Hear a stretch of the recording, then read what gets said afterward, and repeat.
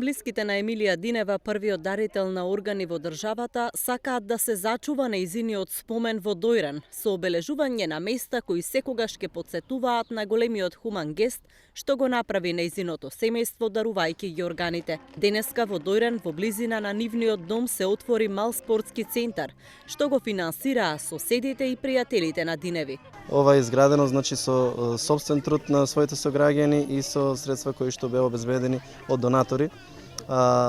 Успеавме секој колку што може да даде свој придонес и да оставиме еден трак за делото на Емилија Динева.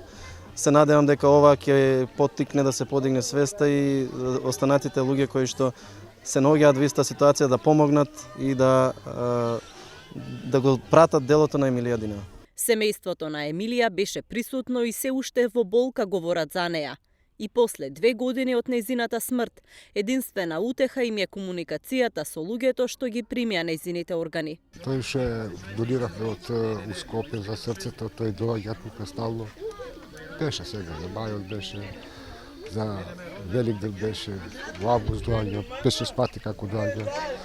Оваа за бубрезите и таа има доаѓано тука, ние имаме одено кај нив. Сакам да живееме како фамилија, тоа е.